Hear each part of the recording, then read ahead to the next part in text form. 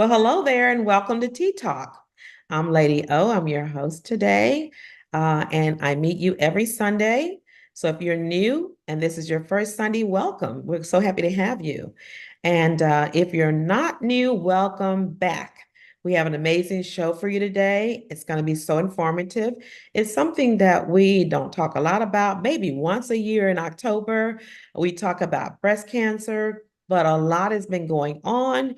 And it just doesn't wait till October. So we are going to talk about it now. We're going to learn a whole lot of information about us as women. So I want you to go ahead and share this with your friends and your families, all the females that you know they need to be on because some great information is going to come your way. You might think you don't need it, but tomorrow you may need it. Believe me, I know. Okay, so listen. Without further ado, as you're sharing, I want you to help me welcome a young lady to Tea Talk today, who's going to really help us get a lot of information and statistics so we can better learn. I always say when you know better, you do better.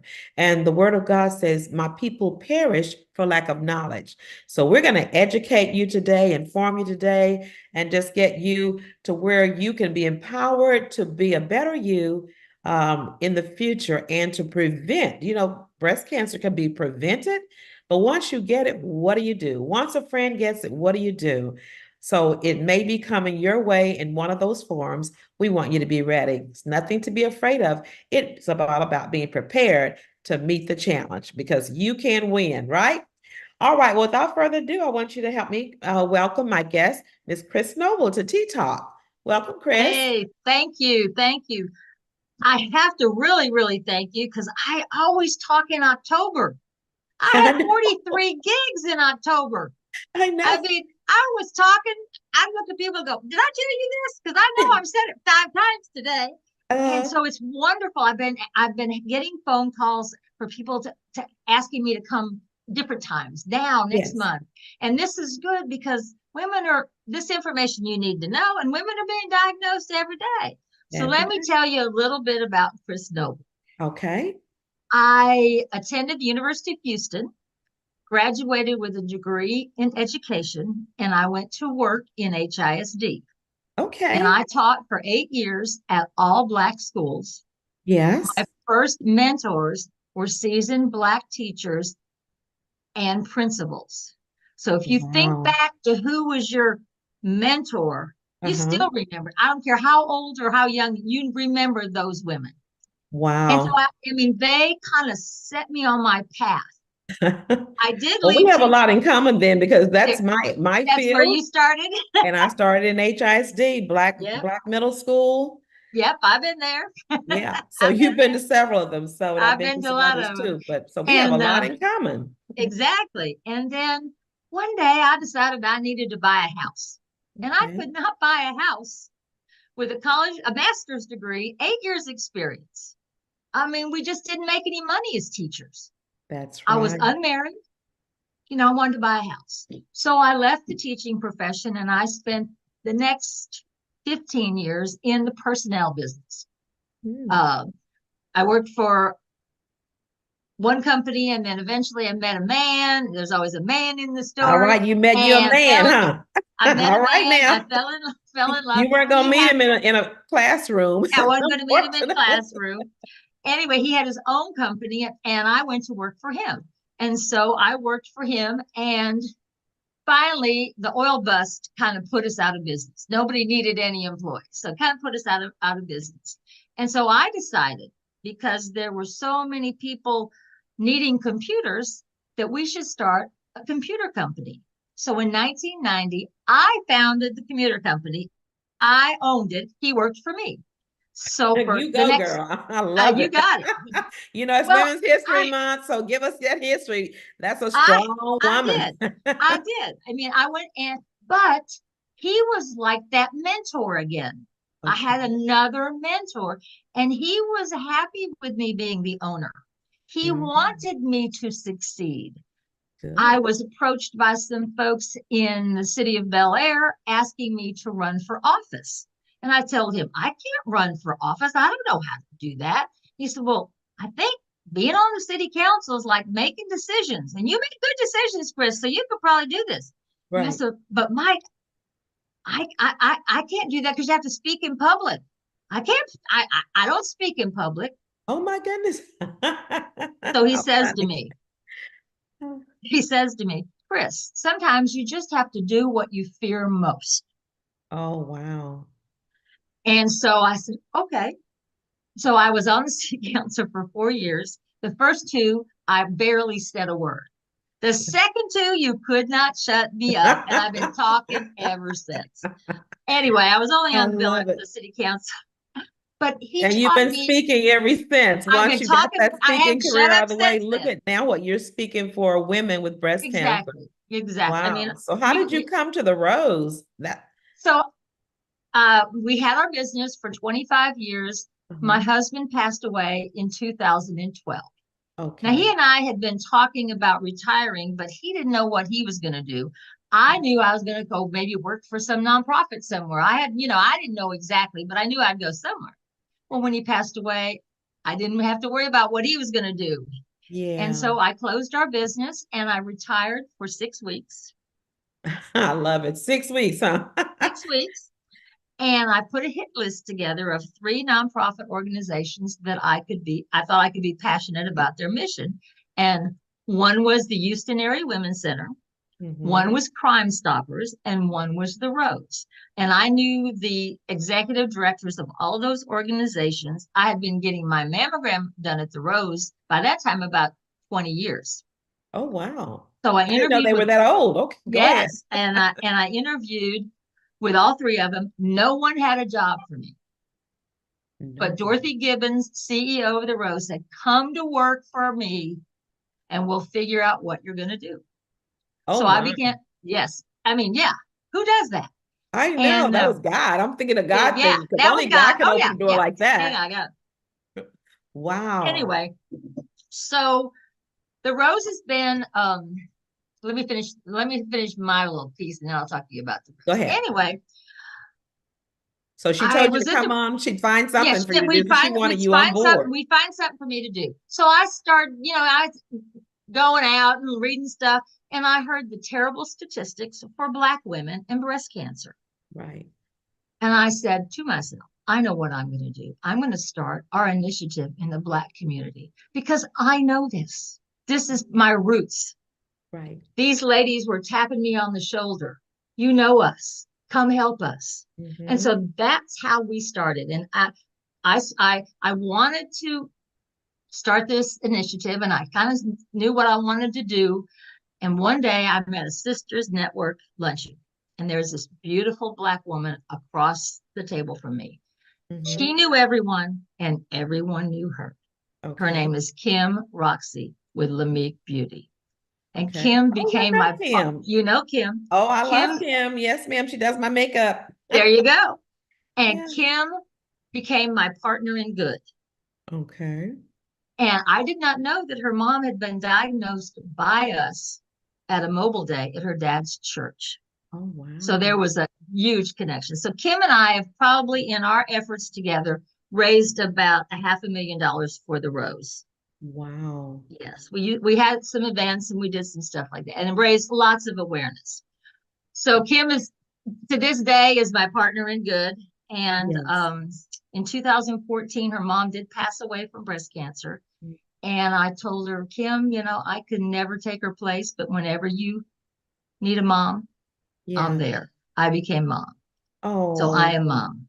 I have a yes. handsome son-in-law and an 8-year-old granddaughter that calls me granny. I And know I'm that's good. grown as can be. Grown as can be. She has two heavenly grandmothers and one earthly one. So Oh, anyway, how so sweet. that's I kind of love how Kim. Kim, Hmm. Kim and I mean, we made the church circuit. We did all kinds of stuff. Kim put the Rose on the map, Rose and me on the map where people would know me. She gave me Wow. validity, Yeah. validated who I Yeah. She was. knows Yeah, everybody. Yeah. yeah, oh yeah, because she knows everybody. So let me tell you a little bit about the Rose. The Okay. Rose is 37 years old. 37. Wow. Now, it's a nonprofit. It was founded by Dorothy Gibbons. who's the CEO, Mhm. and Dr. Dixie Malillo, who's a breast surgeon. And they worked at Bayshore Hospital. Dorothy worked in the administration part of the hospital, and Dixie did surgery. And they got tired of seeing women come to them with late stage breast cancer Mhm. because they had no health insurance. Wow. So there were a lot of different things that led to it. But one day they said, we're done. And they started the organization called the Rose. And there Mm. was a woman named Rose and a couple other roses in here and there. So that's why it became the Rose. But Oh. the mission of the Rose is that every woman deserves proper health, even if Mhm. she doesn't have health insurance. So the Rose was founded on in 1987 on this principle that we have today. Three insured women coming to us for their mammograms make it possible for us to take care of one uninsured woman. And if Okay. that one uninsured woman is diagnosed with breast cancer, we get her treatment. Mm. That's it. We help her fill out all the paperwork. There's funding depending on where she is, where she lives, what county, all kinds of different variables that they Wow. help her work through. And they stay with her through reconstruction and keep Mm. track of her for 5 more years.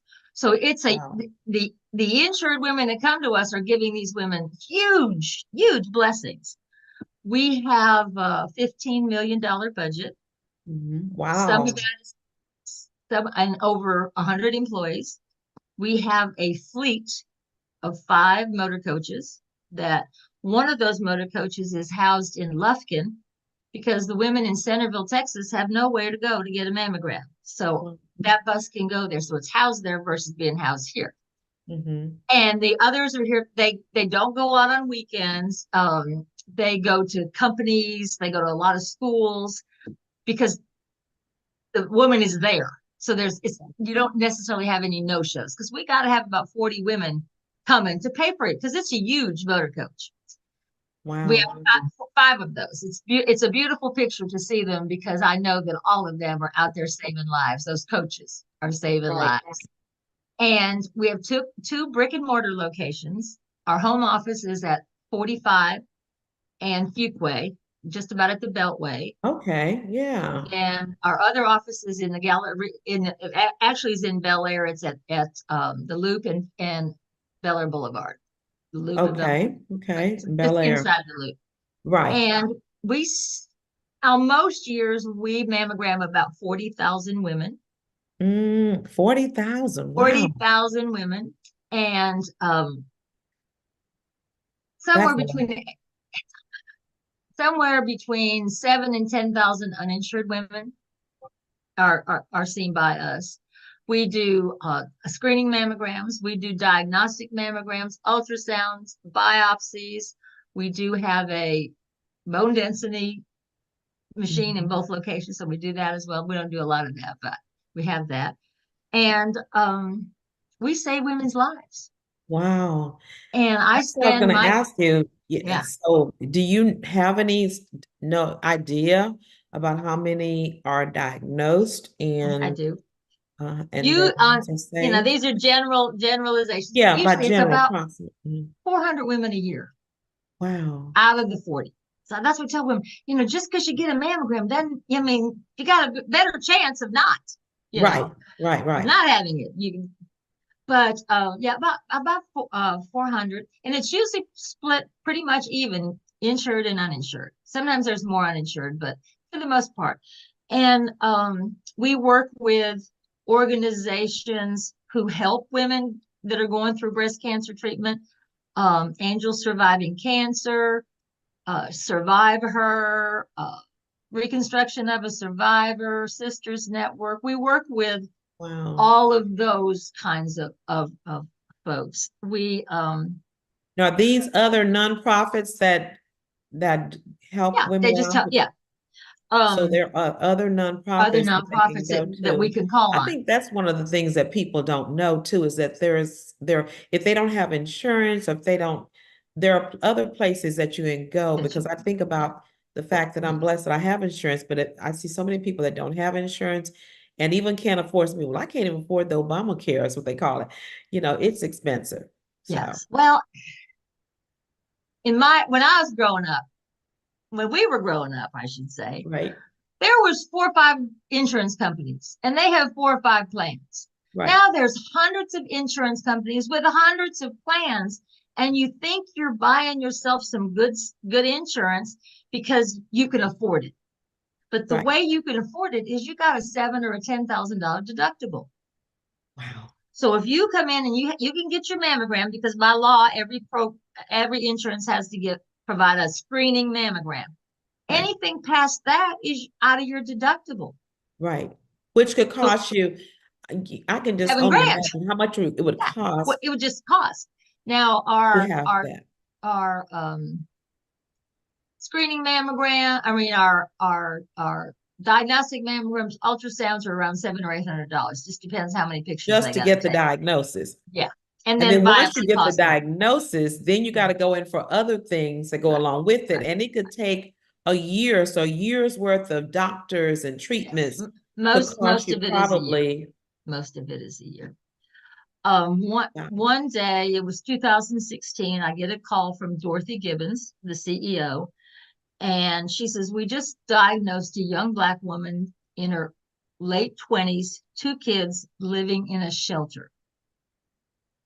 And Chris, if we don't get her some help, we will lose her." mm, So my first call was to Angels Surviving Cancer. They mm, immediately matched her up with one of their members. They call an angel. Her name is Marva.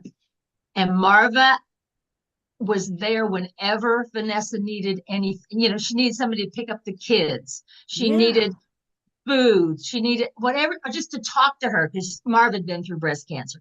Well, Vanessa ended up having to go through breast cancer treatment. She came back, but she's now in her own place. Oh, good. Praise the Lord. I just She found out made that, it. yes, I just found out that Marva taught her to drive. Oh my goodness. Yes. But you think about the impact that you have, not just on that person, but those two little kids still have a mom Yes. in their Yes, they life, still have a mom. you And know. she just went through a program to help people get past whatever with their stumbling block was in life. Right. Some of them were Mhm. prison, some of them were addiction, some of them were Yeah. abuse, whatever. And she was graduating from that program. So of course her angel Marva was there, and then another angel was there, and I was there to see her graduate. So I Wow. mean, I'm always amazed that a CEO of a $15 million company knew about this and called me. It calls That's you. what the Wow. Rose does. That's Oh, I love that's it. why, yeah. Yes. I Yes. love it. And every time Vanessa sees me, there are different things. I mean, she's just hugging on. She's this little short little girl hugging on me. I said, "Hey, I just put you in touch with the angels." Although The I call them angels. And you my know what? angels. And that really kind of summarizes who you guys are. You all are angels, I believe, sent from God to have a caring heart because life is so busy. Life is so complicated sometimes. People don't have time to even say hello or to visit their neighbors or Mhm. God forbid, or a friend, our enemy, they don't have time for that. So the fact that you do that and you stay with them and follow through, and you can look back and Mhm. say, hey, I Mhm. helped her make it. Yeah. Yeah. But And our when that uninsured woman is paired with a patient navigator that works for the Rose, and that's the person that helps with the paperwork, and she gets her gas cards and anything that she needs. If she that needs she somebody to come needs. out and talk to her family about it, whatever she needs, that's what the Rose does. So that's the nonprofit side. That's what all those insured women are making possible for those uninsured ladies to get Right. these services. Yeah, I want to make it sure I is. cover that too, real well, that anybody can come and get a mammogram there. And if they have insurance, their insurance covers it, but another woman who does not have insurance will get hers for free. That's it. So we That's it. definitely want you to Yes, come that's it. and get yours, let your insurance company pay Mhm. for it, and then you will be paying also for another person. I think that's really important. Then It's important. That's also yeah. another thing Mhm. that they can do is to donate. Can you tell us a little bit about how people can help just like we said Yeah. with the Uh, insurance, but what about donating or yes. Well, volunteering? we have one event that we put on every year, Okay. and that it's our shrimp boil, and we've had the shrimp boil for 36 years. Ooh, It's very low key. We have a yeah. silent auction. Nothing is expensive. I mean, it's really nice. People are in their shorts. It's held at the Pasadena Convention Center. Um, Speaking of that, the city of Pasadena just named the Rose nonprofit of the year. That Wow, just came out. Yeah, for past. I congratulations. know. It's yes. That's big Um, stuff. that's big stuff. That is big stuff. And then during October, others raise funds for us. Usually between 400 and $500,000 is raised for us In in October. October. In So now October, when is it, this the shrimp shrimp boil? boil. Do you know the date? Or I is there can a look it up. website or something we can look it up? I'll send Because it to you. we like shrimp, right? Especially Yeah. us people, we like to have shrimp. So Well, if I'll send it to you, and okay. if you'd like to be there, I will provide a table for you and your people. All righty. We'll do How's that. that? That sounds How's that? So great. don't let me forget that I promised. Okay, Yeah, I'm I writing can it take down care of now. that. I can do Tish, you that. got that? She promised me. I promised her. But yeah, and then we are awarded various grants and different funding from different things. We have people that actually just donate. Two of our units were donated by anonymous donors. They donated $1.5 million each to fund those units. Right. But we raise, yeah, I mean, from anything from jumping out of an airplane, they raise $40,000 or $50,000 every year for us, jumping out of Wow. airplanes. Some guys have a Texas Hold'em game, and I don't know how they make the money, but they give us a couple $1,000s. I mean, it's from anything from a drill team that sells ribbons at a high school, churches. Wow. I have several churches that since Kim and I started doing our thing, every year they send us something. It may not be as Well, we're much going as to have to last do year. something now Yeah, that we're in partnership. And now I that know we're you and I know partners, a little yes, bit more yeah, about the rose that I'm falling in love with. it Um, I want you to look at your calendar too for July. okay. Tish, our women's conference, because I'd like to have the rose, see if we can get the rose van out there, and make it a really big, big event. Um, That that won't raise some happen. money. We cannot get the van out. The You can't get van the does, van out at all yeah, no. on The van weekend. does not come out on weekends, and it's booked. Oh, shucks. Well, how Well, do we see if get you in get on it. it? Is it going to Yeah, be booked out a year? Can we get on it for next year? yes, you can get on the list for next year. I'll give you that information. Because Okay. if you think about it, if an organization has it this year, their women are going to want it next year. So it's not a lot of stuff doesn't fall off. But who knows? We may have 6 coaches next year. Right. You don't know. Well, that's something too that you need to consider because most Black women work during the week. Oh yeah, but I And can. so if you're going to be reaching Yeah, those audiences, and yeah, I'm going to be inviting yeah, Black churches out and Black yeah. people, Well, I'd be happy. they Yeah, work during the I can be week. there. The Yeah, weekends are yeah, when they're going to be yeah, available to yeah. come, And we So just just FYI. yeah, I know. But I can be there. I could be there. Okay. Hopefully I can be there Well, unless I have Tish something. will give you But yeah, she that can give me date. that. But Okay. what else do I want to tell you about the rose? So you were Told you telling me about the about locations. I talked how to you we about can yeah, help. how you can Now, help. And anybody who wants me to come speak, I've okay, spoken at churches, I've spoken at book clubs, I've spoken at somebody's house who everything. just had her girlfriends around the table. I can speak for 5 days or 5 minutes, whatever in between. Because she Um, was born to speak. She didn't know it for a I little didn't while know there. I was, I've done a lot of that man got me to do a lot of things. And That's wonderful. I share that because if you have fears in your life and you say, okay, I'm gonna conquer that fear. I'm gonna go out and speak. I'm gonna do this. I'm gonna conquer that fear. Eventually, you become fearless. Yeah, I'm yeah. fearless. If you Don't make fear that eye anymore. contact with me, I'm gonna tell you about the rose. Right. When I So walk through, listen, as our time is getting kind of closer, I got a couple uh, more things I want you to talk about Breast ways cancer? people can help ladies that are going through chemo. Okay.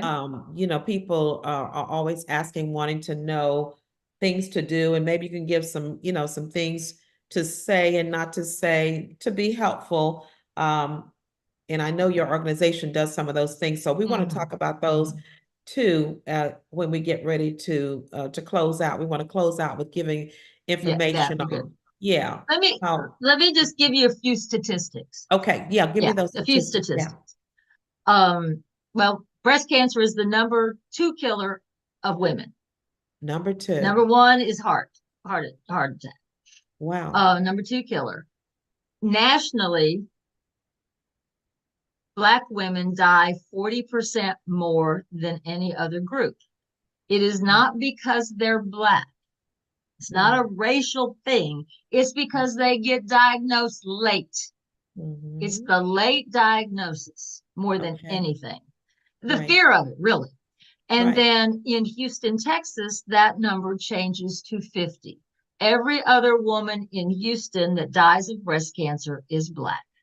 Wow. Wow. That's why I will talk to anybody, anywhere, just trying to get that to change, Yeah. to Yeah, change. getting that information out. That Get the those information. statistics are just startling, but I'm glad that you said them because that lets people know how serious How this serious is, this is. and It that if is. you're It's Black, serious.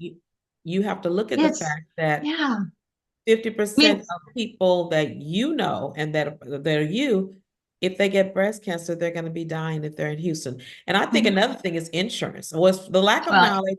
I think like, people yeah. are too busy taking care of the kids and doing everything else that they don't take care of them. That Well, self-care. they So, just they just put out a paper. I forget who that the they is. And there's been some concern, some talk about, do we need to start screening mammograms at 40, or do we need to start them at 50? All this kind of stuff. Well, they've been studying that, and they have determined that 40 is a good mark. We're getting the people we should get at the certain, if they're getting their mammograms at 40, the screening mammogram, and one every year, we're getting them early. It's doing its job.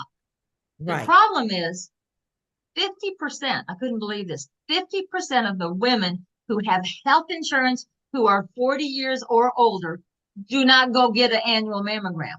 Yes. Yeah. Because they're too And busy and so they they're too forget. busy. So they go because it's stage 0 and stage 1. You cannot feel, you can't see it. It's Mm-mm. only found on a screening mammogram. Right.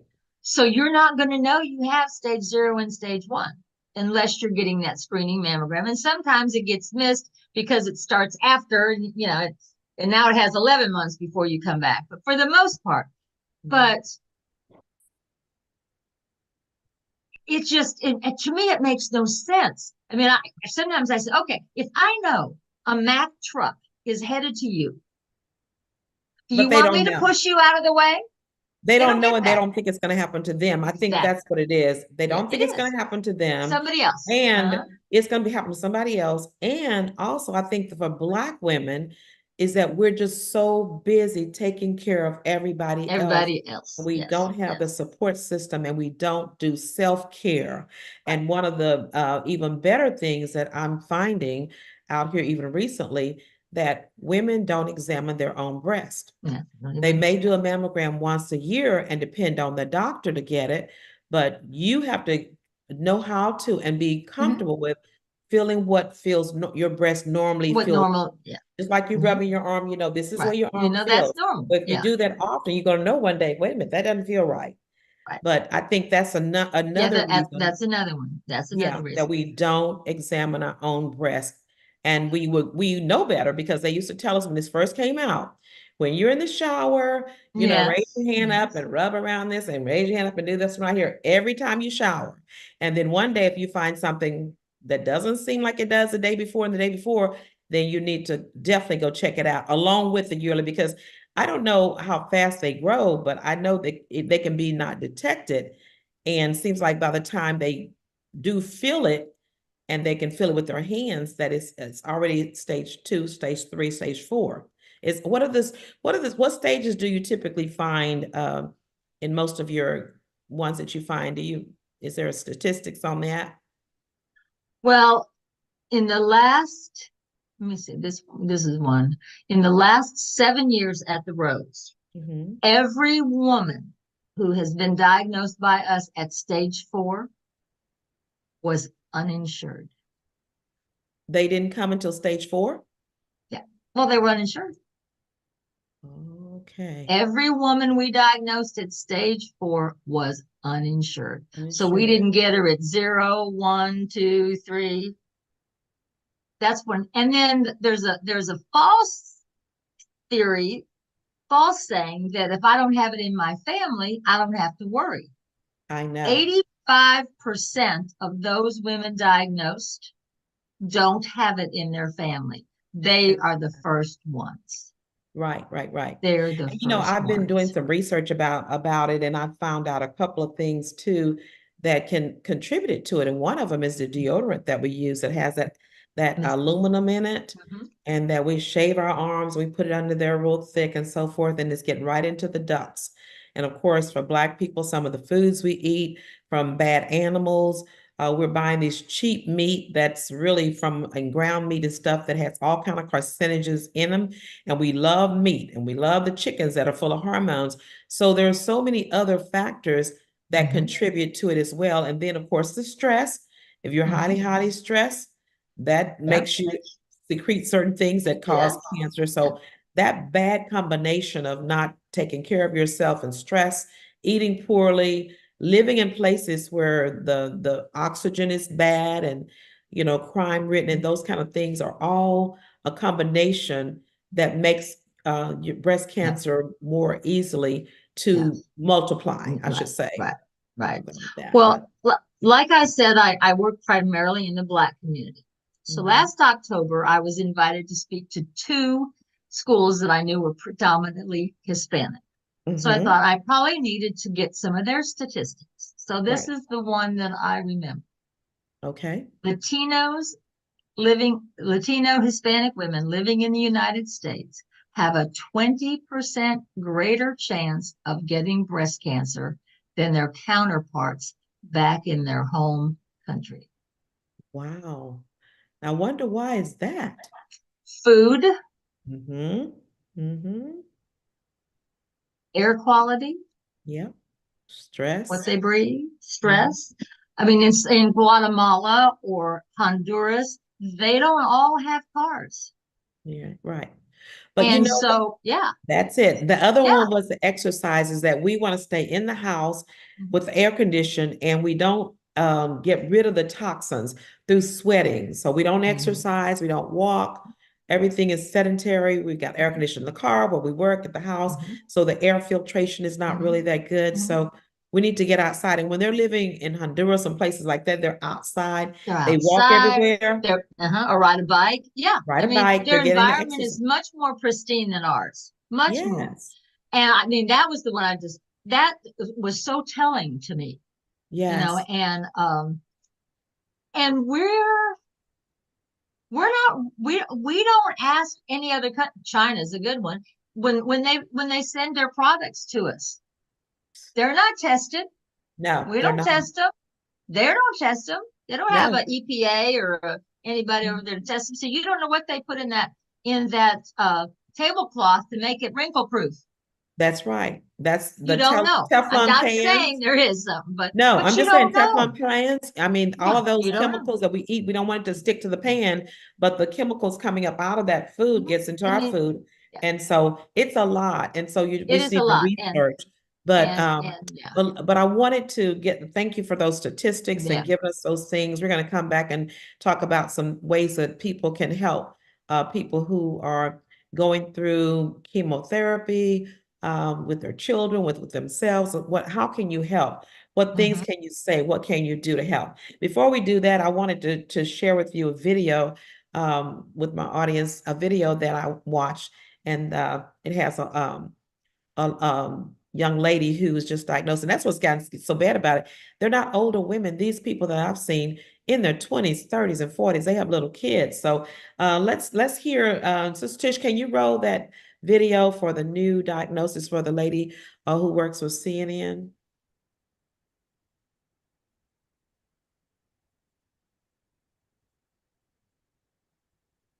to get a little volume. It's beautiful. We There, still don't have the volume. Let's see. It just may not be on my end. Let's see. I don't have it either. No. Tish, we need to stop and I can come back if you want to check your volume. We can come back.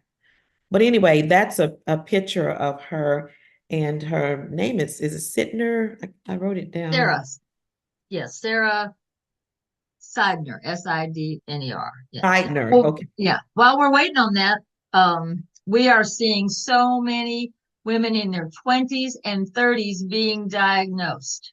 We Yes. diagnosed two women in their 30s last month.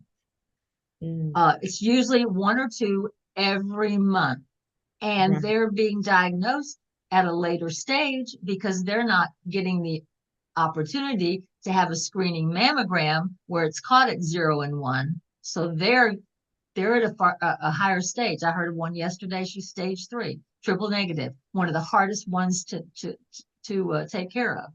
Mhm. Um, so Yeah, and there's so many different, I'm glad you said that too, because uh a lot of things people don't know about. There's so many different kinds of breast cancer, right. different, not only just stages, but like you just mentioned, the triple negative, the HER2 and Mm-hmm. the uh, hormonal, it's different names they have for them. And so they're treated different ways and so forth, but there's a lot. So I think I don't know if we're going to be able to play that, but anyway, you got a chance to see the young ladies. Yeah. And I know I think it's said that she had, I think, two little kids, has two little kids. And so Not, yeah, not in her family, no, it's never been in her not in family, her anything family, like that. you know. So I think probably, but what she starts off saying, and this is what I'll start off with this ending part of it here, is that we've given you some statistics because we want every one of you that is listening to go and get tested. Do your own mammogram yourself. Do that, but go get it professional tested because if you're going to catch it at stage 0, stage 1, stage 2, then you're not going to be able to feel it. So you'll need to go get a mammogram and get it at a reputable place where they really are going to take good care of you. And the Rose is a place too you can go get it done. Yeah. Let me tell you about that real quick, Lady Okay. O. There are 12 breast centers of excellence in Houston. That's the highest ranking that you can get. Breast Center of Excellence. MD Anderson Okay. is one, Methodist is one, the Rose is one. Good. So you're not getting any different treatment coming to the Rose. Well, good. Inferior treatment. I'm Yeah. glad you said that because there's a billboard on 290 and it says all mammograms are not the same.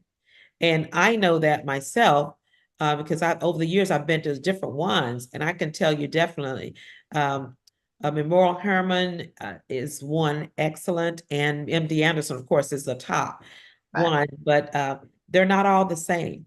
They have different machines that they use, they have different quality staff and training, expertise. And so you want to make sure you go to one that's reputable. And the Rose is one that you can go that's free. So MD Anderson, I know you got to have some insurance because it's very expensive. And you were telling me earlier that a mammogram costs about $700. Is that right? Well, If you that's a diagnostic mammogram and an ultrasound. A screening mammogram is about $250. Right. Okay. So, but that's a lot of money for people who maybe have Yes, kids and, yes. you're a one parent family, whatever. But I want you to know that there's no excuse. You have to go get this done.